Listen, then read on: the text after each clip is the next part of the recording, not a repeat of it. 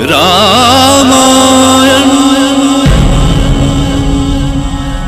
मैं काल हूं। मैंने नववधु सी सजी अयोध्या नगरी में राज्याभिषेक की तैयारियां देखी हैं। ताजमहल जैसे उस सुंदर नववधु का सलोना मुखड़ा था और कौशल्या का खुशी से भरा मन, उसके माथे का कुमकुम। कौशल्या का उत्साह तो चिड़िया के बच्चे जैसा था जिसके शरीर पर रातों रात पंख उगाए हों और वो उन पंखों से सारा आकाश नाप लेना चाहती। श्री राम को युवराज पद जो मिलने जा रहा था, उत्सव की इतनी घड़ियों में कैकेयी की दासी मंथरा पहुंची थी। कैकेयी की मुंह लगी वो दासी कुबड़ी तो थी ही, पर कूटनीति में उसकी बराबरी का कोई नहीं था। कैकेयी भी उस समय राम के युवराज होने की खुशी में हिंडोले पर झूल रही थी। ये तुम क्या कह रही हो मंथरा? खुशी के इस अवसर पर तुम? कौन सी खुशी महारानी, कैसी खुशी? मुझे तो सिर्फ सत्यानाश दिख रहा है, सत्यानाश। मैं कुछ समझ नहीं पा रही हूँ। तुम्हें हुआ क्या है मंथरा? मुझे क्या होगा, मैं तो कहीं भी अपना पेट भर लूंगी, पर तुम कहाँ जाओगी रानी? कहाँ भीख मांगोगी? किसके सामने हाथ पसारोगी? ये सोचकर तो तुम पागल तो नहीं हो गई हो? भला मुझे हाथ क्यों पसारना पड़ेगा? तुम ऐसी उल्टी सीधी बातें क्यों कर रही हो मंथरा? तुम्हारी मति तो नहीं मारी गई है? मुझे तो बस तुम्हारी चिंता है, कहीं तुम इस राजमहल में दूध की मक्खी न बन जाओ। ऐसी झटक कर फेंक दी जाओगी कि कोई देखने वाला भी ना होगा। चुप रहो मंथरा, तुम्हें नहीं पता तुम क्या बोल रही हो। हाँ, मुझे नहीं कुछ पता, पर तुम्हें तो पता है ना कि राम का राज्याभिषेक होने वाला है। अयोध्या का महाराज बनाया जाएगा उन्हें। अच्छा, तो तुझे इस अवसर पर कोई पुरस्कार नहीं मिला, इसीलिए तू ऐसी बातें कर रही है ना? रानी, मेरे लिए तुमसे बढ़कर और कोई पुरस्कार नहीं है। मैं तुम्हारी सेवा में आई हूं और सोते जागते सिर्फ तुम्हारा ही भला सोचूंगी। बस एक तुम हो जो अपना भला नहीं सोचती। अब किस भले की बात कहना चाहती हो मंथरा? झूठ बोलूं तो पाप लागे रानी, पर कहीं राम का राज्याभिषेक तुम्हारे लिए राज्य से निकास का रास्ता न बन जाए, यही चिंता है मुझे। कितनी छोटी सोच है तुम्हारी। अरे राम मेरा बेटा है, बेटा। ऐसा मीठा भ्रम मत पालो रानी, तुम्हारा बेटा भरत है। भरत राम कौशल्या का बेटा है। वो अपने बेटे के सिर पर राजमुकुट रखने जा रही हैं और तुम्हारे सिर पर नगर की धूल। बचा हुआ सारा जीवन इसी धूल में लौटती रहोगी तुम। तुम नहीं जानती मंथरा, राम ने कभी हम माताओं में भेद नहीं किया। मुझे कभी कभी एक पल के लिए भी ऐसा नहीं लगा कि वो मेरा बेटा नहीं है। कितनी भोली हो तुम रानी, राजमहल में रहकर भी राजाओं की चालें नहीं समझ पाती तुम।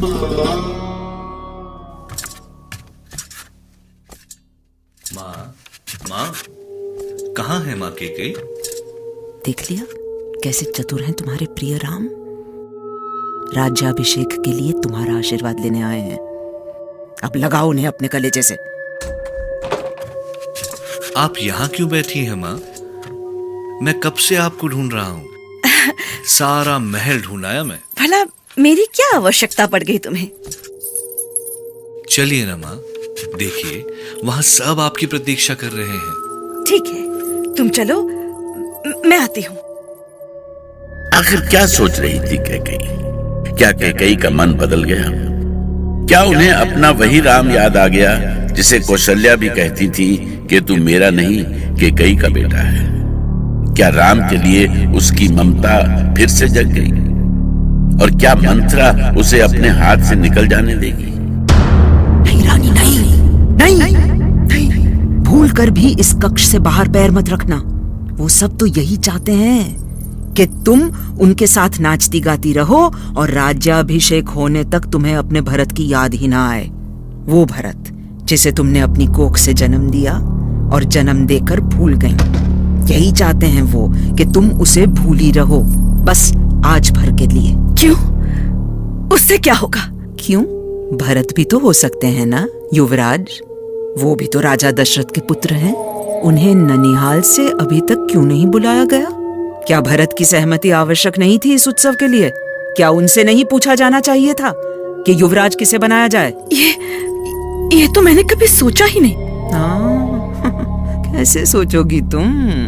तुम्हें तो यही लगता है कि राम तुम्हारे बेटे हैं और युवराज बनने के बाद तुम्हें सर आंखों पर बिठा कर रखेंगे। ठीक है, ऐसे ही सोचती रहना रानी, जब तक तुम्हारे भाग्य को स्वयं राम अपने पैरों से ठोकर न मार दें। परंतु राम तो राम ही रहेंगे ना मंथरा, चाहे वो युवराज बने या राजा। तुम्हें कैसे समझाऊं कि राम के युवराज होने पर क्या क्या होगा? तुम्हारा ये यौवन एक दिन ढल जाएगा ना, और यौवन गया तो महाराज का तुम्हारे लिए आकर्षण भी गया, और जब महाराज ही तुम्हें नहीं पूछेंगे तब राम तो क्या एक दरबान भी तुम्हारे सामने सर नहीं झुकाएगा। नहीं, क्या सचमुच ऐसा होने वाला है मंथरा? हे प्रभु। देख लेना तुम, महाराज तुम्हारे महल में झांकने तक नहीं आएंगे। कौशल्या को राजमाता का सम्मान मिलेगा तो महाराज उन्हीं के पास जाएंगे ना। क्या मंथरा? आज जो मंत्री तुम्हारे आगे पीछे डोलते हैं, कल सिर्फ कौशल्या के सामने सर झुकाएंगे। फिर क्या होगा तुम्हारा और तुम्हारे बेटे का? उफ, तो मैं क्या करूं मंथरा? अब मेरे हाथ में है ही क्या? झूठ कहूं तो पाप लागे रानी, पर अभी भी कुछ नहीं बिगड़ा है। मेरा कहा मानोगी तो खेल अभी भी तुम्हारे पाले में होगा। ध्यान से सुनो, अभी महाराज तुम्हारे वश में है, वो तुम्हारी बात कभी नहीं टाल सकते, है ना? तुम्हारी आंखों में आंसू देखकर तो वो बेचैन हो जाते हैं। पर इससे क्या होगा? अरे बेटा, तुम्हें अपनी शक्ति का पता नहीं है। बस तुम कोप भवन में पड़ी रहो। महाराज को पता भर चल गया कि तुम रूठी हो, फिर देखो क्या होता है।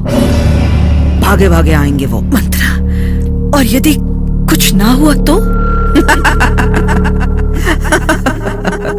ओहो केकई, कभी तुमने सुना है कि दिए की लौ पर पतंगा नहीं मंडराया?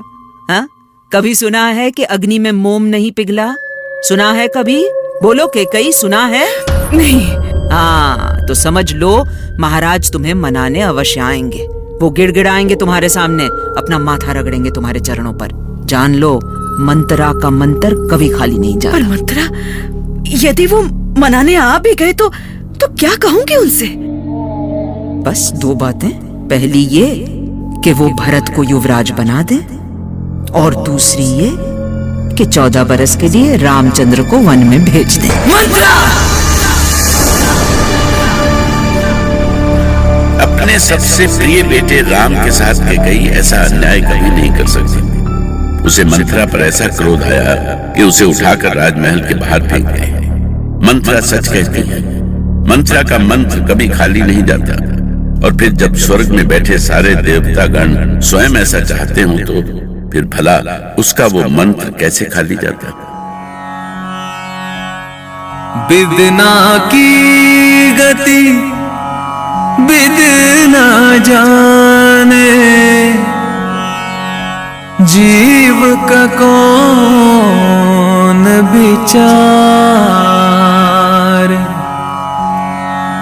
जैसे सागर के हाथों में, जैसे सागर के हाथों में,